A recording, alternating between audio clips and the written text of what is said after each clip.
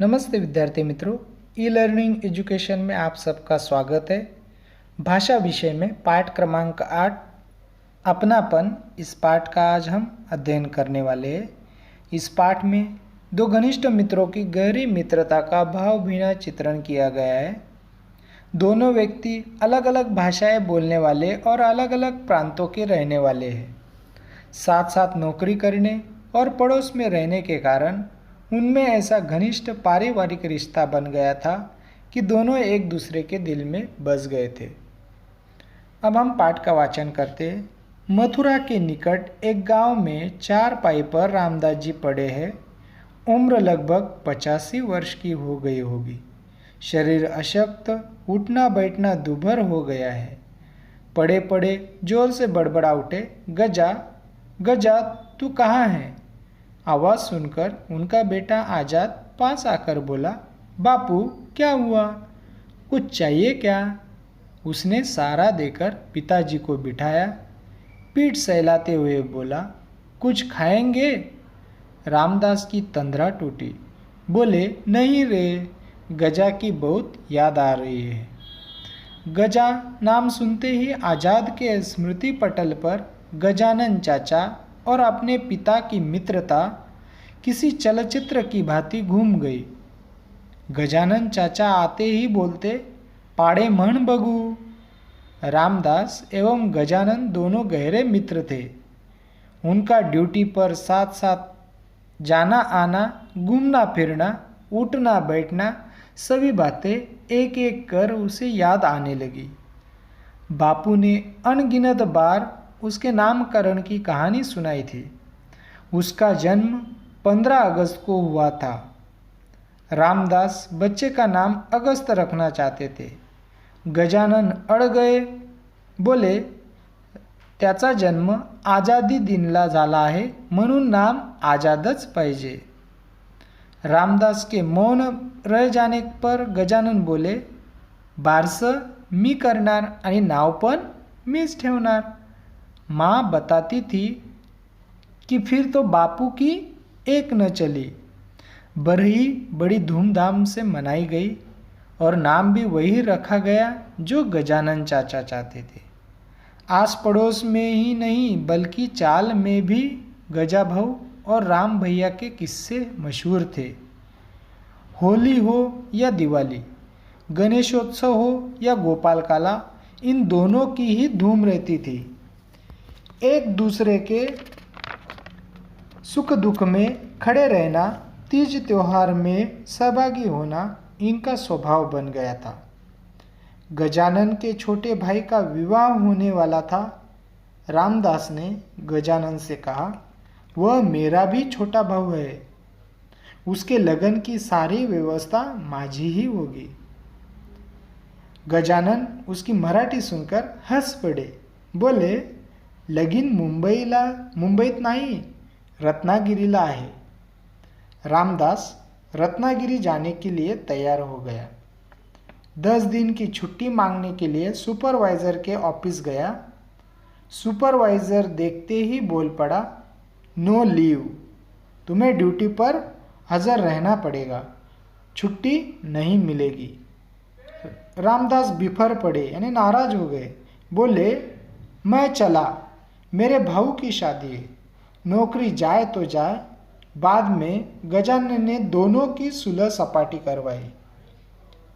रामदास और गजानन के घर का कोई भी काम ऐसा न था जिसमें दोनों परिवार सम्मिलित न होते थे।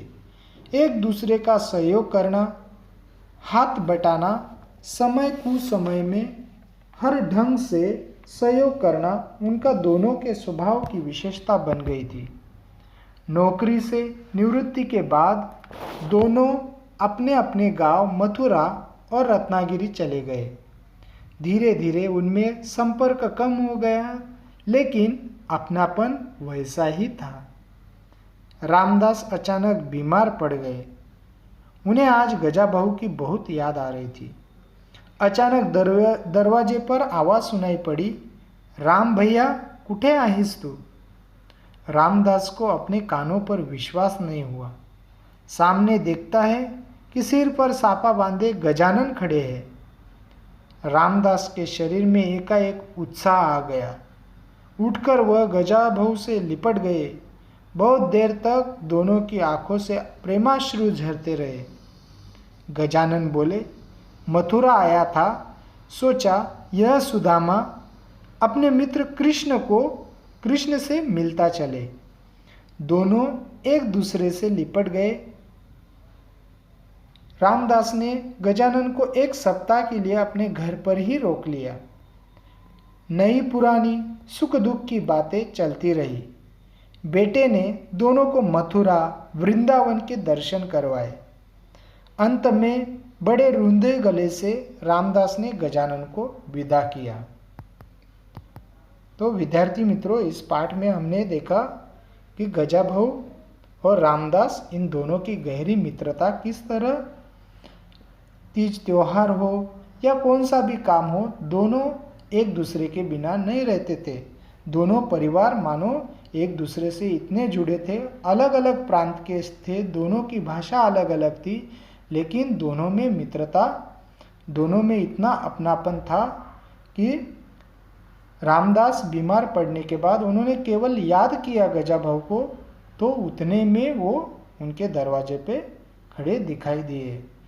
तो इस तरह इन दोनों की मित्रता से हमें भी बहुत कुछ सीखने को मिलता है। हमें भी अपने मित्रों से ऐसी गाढ़ी मित्रता रखनी चाहिए।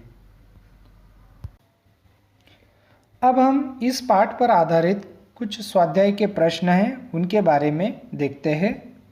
प्रश्न क्रमांक 1, किसी खिलाड़ी के बारे में सुनो। आपको मालूम है अलग अलग खेल होते हैं, उसमें अलग अलग खिलाड़ी जो उनका नाम हम हमेशा सुनते हैं, ऐसे किसी प्रसिद्ध खिलाड़ी के बारे में आपको जानकारी प्राप्त करनी है। अब हम यहाँ पे देखते हैं, आपको एक चित्र दिखाई दे रहा है।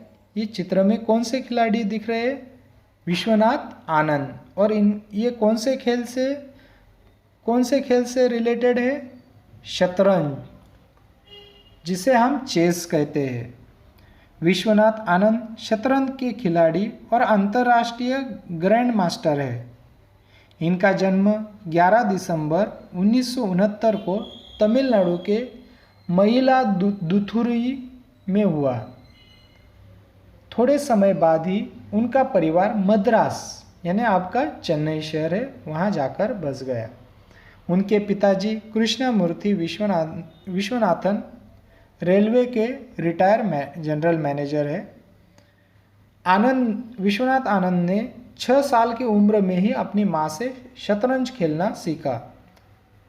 उनके साथ ही परिवार के निकटवर्ती उनकी पहचान वाली दीपा रामकृष्णन ने भी उन्हें आनंद को शतरंज खेलना सिखाया था। विश्वनाथ आनंद जी के शौक कौन कौन से थे? तो विश्वनाथ आनंद को पढ़ने, तैरने और संगीत का शौक है। उनका पूरा ध्यान अपने खेल पर ही रहता है। उनके इसी व्यक्तित्व के चलते उन्हें शतरंज की दुनिया में बहुत अधिक पसंद किया जाता है। विश्वनाथ आनंद जी ये पहले ऐसे खिलाड़ी है जिसे राजीव गांधी खेल रत्न अवार्ड दिया गया। यह अवार्ड 1991 से 92 में दिया गया। यह भारत का सबसे बड़ा खेल अवार्ड है। 2007 में भारत का सबसे बड़ा नागरिक सम्मान पद्मश्री से सम्मानित किया गया। विश्वनाथन आनंद पहले ऐसे खिलाड़ी बने जिन्हें ये अवार्ड मिला था। पहली बार 2000 में विश्व चैंपियन बने और 2007 से 2012 तक लगातार 4 वर्ष विश्व चैंपियन रहे। विश्वनाथ आनंद को पद्म विभूषण पुरस्कार से भी सम्मानित किया गया है। इसी तरह हमें किसी भी खिलाड़ी की जानकारी हम प्राप्त कर सकते हैं। अब प्रश्न क्रमांक 2, नीचे दिए गए शब्दों में से असंबद्ध शब्द बताओ। असंबद्ध शब्द यानी जो 4 शब्द दिए गए हैं उससे जो अलग शब्द है वो एक शब्द हमें चुनना है। दरवाज़ा, खिड़की, रोशनदान और गाय, ये शब्द समूह दिया गया है। इसमें से अलग शब्द कौन सा लग रहा है हमें? तो गाय। क्यों? क्योंकि दरवाज़ा, खिड़की और रोशनदान ये लकड़ी से बने हुए चीज़ें हैं और गाय ये प्राणी का नाम है।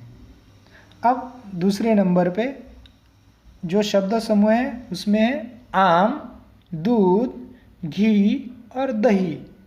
ये चारों शब्द में कौन सा शब्द अलग है? कौन सा शब्द अलग है? आम। क्यों? क्योंकि दूध, घी और दही ये एक ही पदार्थ से बनते हैं और आम ये क्या है? फल है। अब तीसरा जो शब्द समूह है उसमें है मक्खन, गेहूँ, चावल और दाल। ये शब्द समूह में अलग शब्द कौन सा है?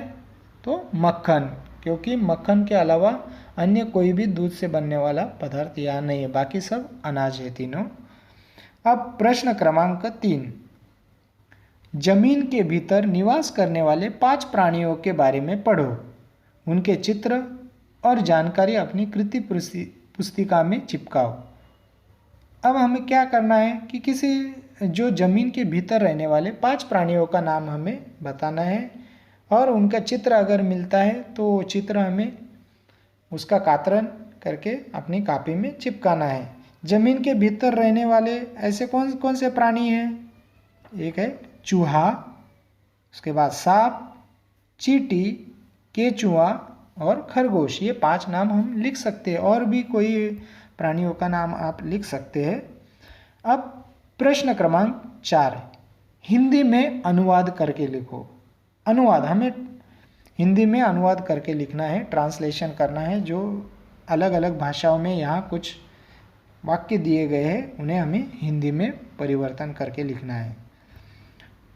क, केल्याने होत आहे रे आधी केलेची पाहिजे। ये मराठी का वाक्य दिया गया है, इसे हिंदी में कैसे अनुवाद करेंगे? करने से ही काम पूरा होता है, पहले काम शुरू तो करना चाहिए। यानी करने से हर कुछ हो जाता है लेकिन पहले काम शुरू करना जरूरी होता है। प्रश्न क्रमांक ख, प्रकाशातले तारे तुम्ही अंधारावर रुसा, हसा मुलांनो हसा। ये भी मराठी का एक वाक्य दिया गया है, तो इसका हिंदी में कैसे अनुवाद करेंगे? तुम तो प्रकाशमान तारे हो, अंधकार पर रूठो, हंसो बच्चों हंसो। इस तरह हम हिंदी में अनुवाद कर सकते हैं। अगला विधान है ग, time and tide wait for none. ये इंग्लिश का सेंटेंस दिया गया है, उसे हमें हिंदी में अनुवाद करना है। कैसे अनुवाद करेंगे? समय और चढ़ाव उतार किसी का इंतजार नहीं करते। अगला विधान है क्रमांक घ, actions speak louder than words. ये इंग्लिश का सेंटेंस है, इसका हिंदी में अनुवाद कैसे करेंगे? कथनी से करनी बड़ी होती है। माने हम केवल बातचीत ही करते हैं लेकिन वो करना जरूरी है, काम करना जरूरी है, यही इसका अर्थ होता है। कथनी से करनी बड़ी होती है। अब प्रश्न क्रमांक 5, च, नीचे दिए गए शब्दों के विरुद्धार्थी शब्द लिखो। हमें विरुद्धार्थी शब्द लिखना है। यहाँ कुछ शब्द दिए हैं, उनका हमें विरुद्धार्थी शब्द लिखना है। दूर, दूर का विरुद्धार्थी क्या आएगा? पास। अशक्त का विरुद्धार्थी है सशक्त। मौन, वाचाल। मित्रता, शत्रुता। दुर्गति, सद्गति। बिछड़ना, मिलना। छोटा, बड़ा। व्यवस्था, अव्यवस्था। अस्त, उदय। अंत, आदि। कठिन, सरल। प्रकाश, अंधकार। इस तरह हमें विरुद्धार्थी शब्द लिखना है। प्रश्न क्रमांक 6, नीचे दिए गए शब्दों के समानार्थी शब्द लिखो। समानार्थी शब्द लिखना है हमें। उपयोग, उपयोग का समानार्थी है इस्तेमाल। पीड़ा, कष्ट, संगति, साथ, साधारण, सामान्य, प्रभाव, असर, व्यायाम, कसरत। काका को हम क्या कहते हैं? चाचा भी कहते हैं। शक्ति, ताकत, चंद्रमा, शशि, वृक्ष, पेड़, पानी को दूसरा शब्द है जल। पानी को दूसरा शब्द है जल। इस तरह हमने प्रश्न क्रमांक 5 तक देखा। अब प्रश्न क्रमांक 6, नीचे दिए गए सौंदर्य दृष्टि संबंधी चित्रों को देखो, समझो और चर्चा करो। यहाँ पे कुछ चित्र दिए गए हैं, उनको हमें देखना है, निरीक्षण करना है, उन्हें समझना है और चर्चा करनी है। पहले चित्र में हमें क्या दिखाई दे रहा है? तो एक रंगमंच दिखाई दे रहा है। रंगमंच पर राजा लकड़ी काटने वाले को क्या कह रहा है कि पेड़ नहीं काटने की वो चेतावनी दे रहा है। इससे हमें क्या संदेश मिलता है कि पेड़ नहीं काटना चाहिए। दूसरे चित्र में हमें यहाँ प्रदर्शनी जैसे दिखाई दे रहा है। फूल के पौधे लगाए गए हैं प्रदर्शनी में और बच्चे उनका निरीक्षण कर रहे हैं। फूलों के रंग कौन से होते हैं, किस टाइप के उनके पत्तियाँ कैसी होती है, ऐसा हमें प्रदर्शनी में निरीक्षण करना चाहिए। अब अगले तीसरे चित्र में क्या दिया गया है कि यहाँ पे अलग अलग प्रकार की वस्तुएं यहाँ रखी गई है और उन वस्तुओं का निरीक्षण किया जा रहा है। अगले चित्र में यहाँ पे एक लड़का हमें क्या कर रहा है? ड्राइंग, चित्र बना रहा है। जब प्रकृति के दृश्य वहाँ पे वो ड्राइंग में बना रहा है। एक पेड़ बनाते हुए हमें दिखाई दे रहा है। अगले चित्र में एक लड़का क्या कर रहा है? उस लड़की के हाथ में मेहंदी बना रहा है, मेहंदी से डिज़ाइन बना रहा है। अगले चित्र में किसी प्रवास का, पर्यटन का यहाँ पे चित्र दिया गया है। रेलगाड़ी द्वारा प्रवास चल रहा है और सब बच्चे कहाँ देख रहे हैं? रेलगाड़ी के बाहर। जो बाहर का जो दृश्य है, प्रकृति का दृश्य हमें उस चित्र में दिखाई दे रहा है। प्रश्न क्रमांक 7, कोई परिचित व्यक्ति रो रहा है, उसे देखकर तुम्हें क्या अनुभव होता है? उसके लिए तुम क्या करोगे? बताओ। आपको बताना है कि आपका परिचित कोई व्यक्ति रो रहा है तो उसको देखकर, रोते हुए देखकर हमें कैसे लगता है, हमें क्या अनुभव आता है? तो हम क्या बता सकते हैं? यदि किसी परिचित व्यक्ति को मैं रोता हुआ देखूंगा तो मैं उसे क्या करूंगा? समझाऊंगा। उसे कोई ऐसा कष्ट पहुंचा है जिसे बर्दाश्त करना उसके लिए असह्य हो गया है तो मैं उसकी जानकारी लूँगा। उसे धीरज धरने के लिए समझाऊंगा। यदि मेरे सहयोग से उसका कुछ काम बनता है तो मैं उसे अपना पूरा सहयोग दूंगा। इस तरह हम इसका उत्तर हम बता सकते हैं। तो आज हमने पाठ क्रमांक 8 अपनापन, इस पाठ का हमने अध्ययन किया। उसके बाद उस पाठ पर आधारित स्वाध्याय के प्रश्न उत्तर कैसे लिखना है वो हमने देखा। धन्यवाद।